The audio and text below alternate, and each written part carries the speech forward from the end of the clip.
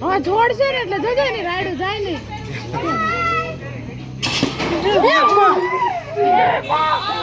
ये माँ तो बीगी उनको पड़ा હવે તમે સાનામુના કરો ને એની જિંદગી આમાં વહી ગયો મને એવું એમ છે પડા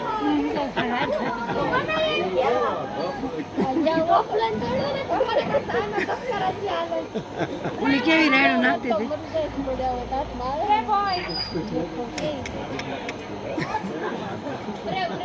ये माँ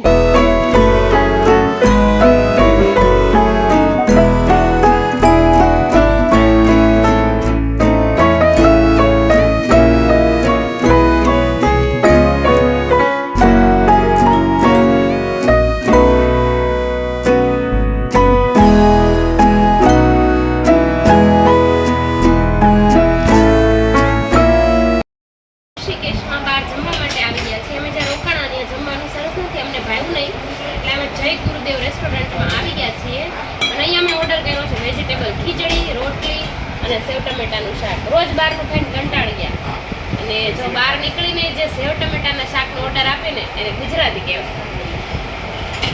રૂપાબેન અમારે શું પીવો છો રૂપાબેન કેમ લચ્છી મારે ઉપવાસ છે શ્રાવણ મહિનો ચલો અમે ત્રિવેણી ઘાટે આવી ગયા છીએ ઋષિકેશમાં બહુ સરસ મજાનું વાતાવરણ છે અને વરસાદ પણ આવી ગયો છે એટલે એકદમ ઠંડક થઈ ગઈ છે અહીંયા જો કે ઠંડક જ હોય છે વરસાદ ચાલુ જ રહે છે અને અમે બધા ગીતા ભવનેથી ત્રિવેણી ઘાટે આવી ગયા છીએ નાહવા માટે ત્રિવેણી ઘાટની અંદર તમે જો દર્શન કરી લ્યો બધાય બહુ જ સરસ મજાનું દ્રશ્ય છે એ આગળ ગંગા મૈયા ત્રણ નદીનો સંગમ થાય છે એ સરસ મજાના મહાદેવ બેઠા છે અને લોકો બધા નાય છે પૂજા પાઠ કરે છે ગંગા મૈયાની આરતી કરે છે અને અહીંયા એક બાજુ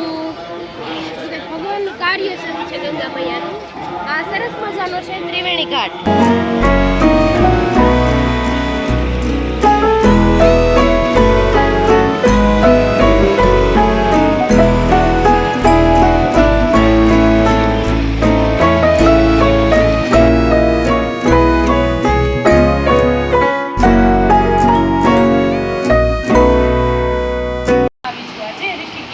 ઋષિકેશમાં આવ્યા પછી અમને બધાને હું અને મારા ફ્રેન્ડ્સ છે અમને બધાને આજે મેગી ખાવાની બહુ ઈચ્છા થઈ હતી બહાર જો એટલો સરસ વરસાદ આવે છે એટલે આ વરસાદમાં ગરમ ગરમ ઓરેગાનો નાખીને મેગી ખાવાની બધાને ઈચ્છા થઈ હતી એટલે હું બધા માટે આજે બનાવું છું મેગી માટે આપણે જોશે ડુંગળી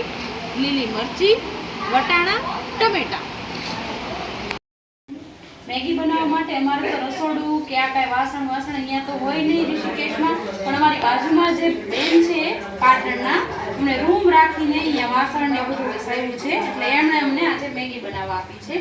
એ કીધું કે મેગી બનાવો તો જો આ બધું રસોડું છે જોઈ લો અહીંયા તો આવું જોઈએ ગંગા કિનારે આ કાંઈ ઘર તો છે નહીં આમ તો બરોબર ને મેગી માંડ્યા છે ખાવા હો કેવી બની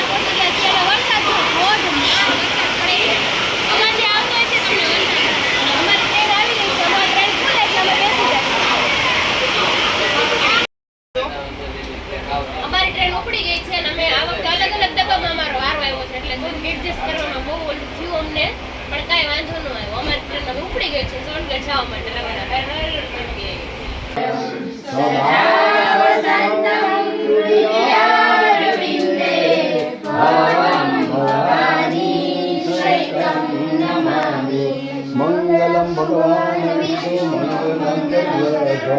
मंगलम